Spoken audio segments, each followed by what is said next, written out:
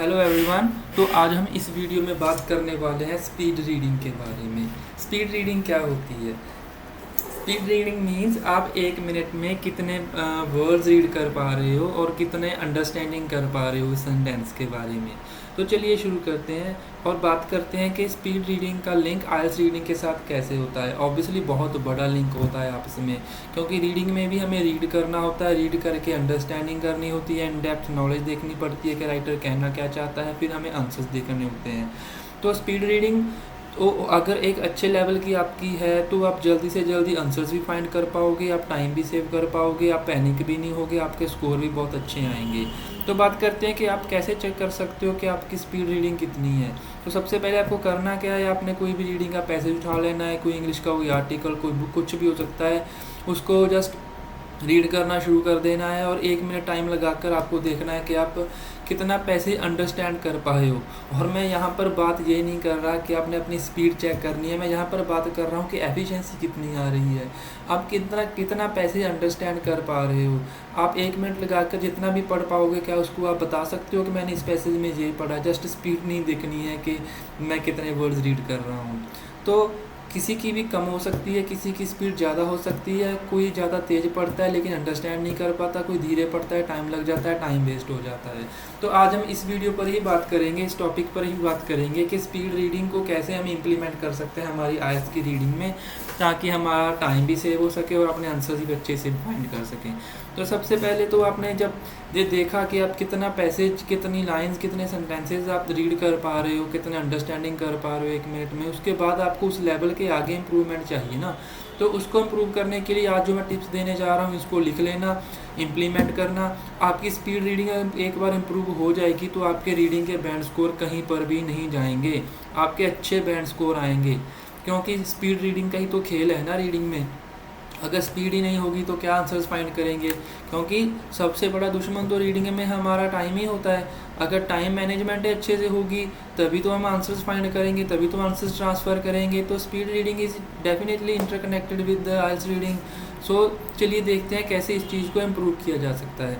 सबसे पहली टिप है मैं आपको देना चाहूँगा, वो है एलिमिनेट सब वोकलाइजेशन। इट मीन्स मैं आपको बताना चाहता हूँ कि बहुत सारे स्टूडेंट्स क्या होते हैं, जब वो रीड करना शुरू करते हैं ना, तो वो लाउडली रीड करते हैं, बोल के रीड करते हैं। ये गलत बात है। अगर आप अपने माइंड में ही रीड करोगे तो आपकी स्पीड एकदम से वहीं पर ही इम्प्रूव हो जाएगी, क्योंकि हमारा एक माइंड है जो वो हमारी बोलने के जो हमारे ऑर्गन है उससे ज़्यादा तेज़ वर्क करता है, फास्ट वर्क करता है। अगर हम बोल रहे हैं, बोल के फाइंड कर रहे हैं, लाइंस को पढ़ रहे हैं अपने मुंह से बोल के थोड़ी थोड़ी आवाज़ में, तो डेफिनेटली हमारी स्पीड हैम्पर होगी। अगर आप अपने माइंड में पढ़ना शुरू करोगे, बोलोगे बिल्कुल भी नहीं, तो आपकी स्पीड एकदम इम्प्रूव होगी, क्योंकि हमारा माइंड हमारी टंग से ज़्यादा फास्ट रीड करता है।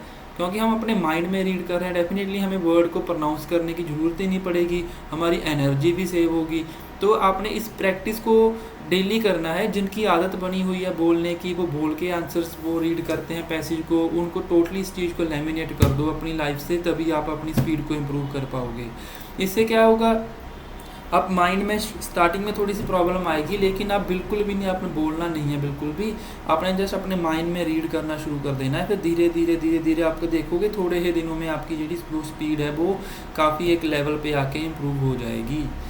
तो अगर नेक्स्ट टिप मैं आपको देना चाहूँ वो होगा expand your peripheral vision. What it means, कभी कभार क्या होता है कि हम जब रीड करना शुरू करते हैं तो हमारा एक जो फोकस बना होता है वो सिर्फ एक वर्ड पे ही फोकस रहता है। बहुत सारे स्टूडेंट्स की जिनकी प्रैक्टिस नहीं हुई होती, वो क्या करते हैं, वो सिर्फ एक वर्ड पर फोकस करते हैं, ज़्यादा से ज़्यादा 2 और 3 वर्ड्स पे एक बार में फोकस होता है।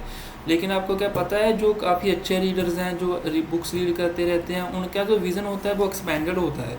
वो एक बार में 3-4 वर्ड्स इकट्ठे लेके चलते हैं, फिर रीड करना शुरू करते हैं। ऐसे 3-4 वर्ड्स पिक करके चलोगे तो आपकी स्पीड इम्प्रूव होगी। आपने करना क्या है, जो आपके पास जो कोई भी पेन होगा, पॉइंटर होगा, उससे आप थोड़ा सा अगर फास्ट रीड करना शुरू करोगे पॉइंट लगा के, तो आपका डेफिनेटली जो विज़न है वो इम्प्रूव होता चला जाएगा।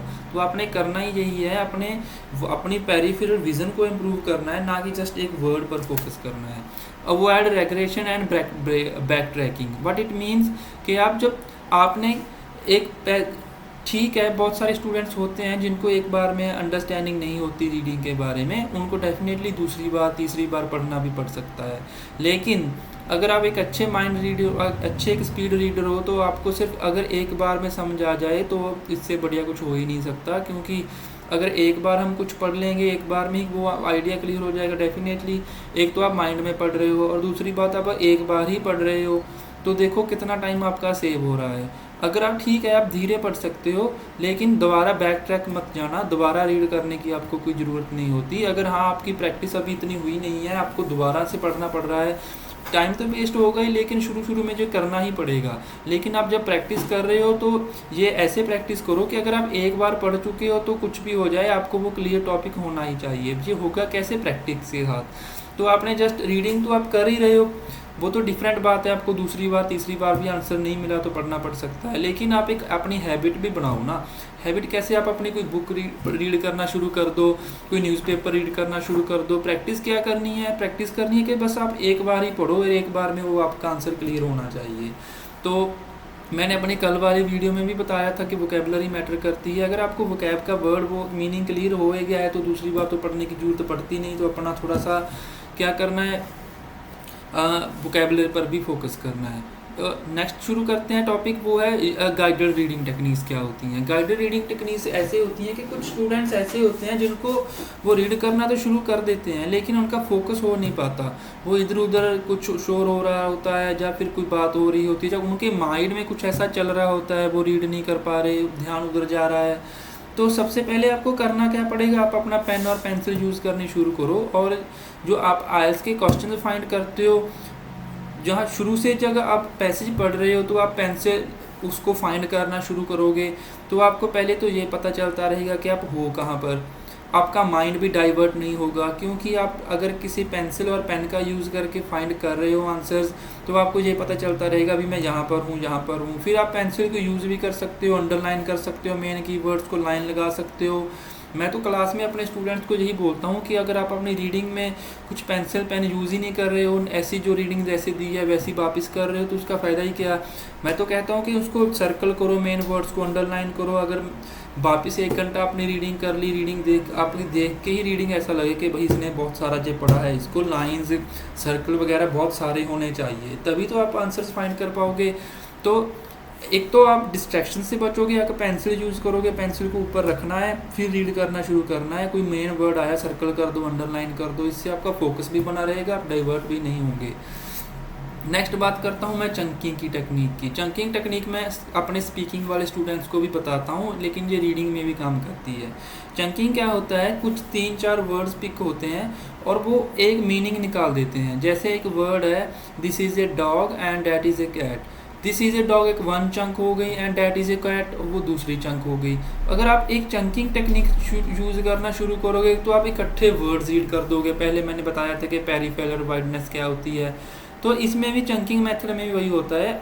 2 to 3 वर्ड्स आप इकट्ठे लेके शुरू करो, पेंसिल के साथ आप 2 to 3 वर्ड्स इकट्ठा रीड करो, तो उससे एक वर्ड का एक डेफिनेशन अलग से निकल के आती है और आपको एक मीनिंग अच्छे से समझ आएगा। अगर आप एक इंडिविजुअल वर्ड रीड कर रहे हो तो डेफिनेटली आपके कोई खास इंप्रूवमेंट होगी नहीं। आपको करना क्या है, आपको वर्ड्स को 3-4 वर्ड्स को इकट्ठा रीड करना है, क्योंकि एक चंक होती है पूरे वर्ड का, वो एक डिफरेंट मीनिंग निकाल के देते हैं। तो चंकिंग मेथड आपको धीरे से इम्प्रूव करना पड़ेगा और आप बहुत सारे जल्दी कम टाइम में प्रोफिशिएंट हो जाओगे। और नेक्स्ट होता है हमारे पास, अगर बात करें तो रीडिंग जो है वो थोड़ी सी टाइम में इम्प्रूव होगी। आपको करना क्या है, आपको जस्ट सिर्फ आइल्स की रीडिंग पे ही डिपेंड नहीं रहना है इम्प्रूवमेंट करने के लिए। वो तो करनी है, प्रैक्टिस तो करनी है। लेकिन अगर आप कुछ और किसी और वे से कुछ कहीं से और आप मटेरियल लेके आते हो, कोई आप किसी अपनी फेवरेट बुक रीड करते हो, अगर आपको बुक पढ़ने का शौक़ भी नहीं है तो फिर भी आपको वो पढ़नी ही पड़ेगी। आपको कोई ना कोई तो बुक लेनी ही पड़ेगी, आपको इंटरेस्ट बने या ना बने, रीड तो करनी पड़ेगी। चंकिंग मेथड यूज़ करना शुरू करो और पेन पॉइंटर के साथ और माइंड में रीड करना शुरू करो। आपकी स्पीड रीडिंग एक लेवल तक इम्प्रूवमेंट आ जाएगी, मैं इस चीज़ की गारंटी लेता हूँ, क्योंकि इन टिप्स को मैंने पर्सनली अपने ऊपर यूज़ करके देखा है। फिर मैं आपसे बात कर रहा हूँ, मैं भी पहले क्या करता था, भूल के रीड करता था और ध्यान भी इतना फोकस भी नहीं रहता था, कुछ वर्ड्स मेरे सामने से निकल जाते थे। आपकी भी यही प्रॉब्लम होती है, आंसर्स आपके सामने पड़े होते हैं लेकिन वो आपसे स्किप हो जाते हैं, आपको पता नहीं चलता कि ये वर्ड भी था इसमें। तो आप क्या कर सकते हो, अपने फ्रेंड को या अपने टीचर को बताओ कि मुझे रीडिंग में जो पैसेज है मुझे 5-6 वर्ड्स लिख दें बोर्ड पे और किसी नोटबुक के लिख दें, और उसमें टाइम पीरियड रख लो कि मुझे 2 मिनट में 3 मिनट में ये वर्ड फाइंड करने ही करने हैं। और आपने मन में पढ़ना है, बोल के नहीं पढ़ना है, पेंसिल यूज़ करनी है, फटाफट वो 3-3 4-4 वर्ड इकट्ठे रीड करने हैं, फिर वो वर्ड फाइंड करो। अगर वो वर्ड फाइंड करोगे तो देखो आप एक लेवल पर आप उन वर्ड को फाइंड करने में कितने सक्षम हो जाओगे, आपकी एफिशिएंसी कितनी निकल कर आएगी। तो अगर ऐसी टेक्निक से यूज़ करेंगे तो आपकी रीडिंग में इम्प्रूवमेंट भी होगी। आई नो आपको ऐसा पहले कभी नहीं सुना होगा, लेकिन ये टेक्निक्स काम करती हैं। जरूरी नहीं होता कि आप सिर्फ रीडिंग की प्रैक्टिस करते रहो उससे इम्प्रूवमेंट आएगी, स्मार्ट वर्क भी करना पड़ता है। तो स्पीड रीडिंग एक ब्रॉड टर्म है, ये सभी टेस्ट पर इम्प्लीमेंट होती है, सिर्फ आइल्स के टेस्ट पर इम्प्लीमेंट नहीं होती। तो इस टेक्निक को यूज़ करना शुरू करो, आप देखोगे आपकी रीडिंग में स्पीड में एक ड्रामेटिक इम्प्रूवमेंट आएगी और आप कितना ज़्यादा टाइम सेव कर पाओगे। अगर इस चीज़ को आप डीपली एक्नॉलेज करना चाहते हो, मेरी हेल्प लेना चाहते हो, तो आप डेफिनेटली चेकआउट कर सकते हो। नीचे डिस्क्रिप्शन में मैंने अपना नंबर दिया हुआ है, डेफिनेटली हम इस चीज़ पर फ्री ऑफ कॉस्ट डिस्कस करेंगे, आपकी प्रॉब्लम सॉल्व जरूर की जाएगी। Thank you.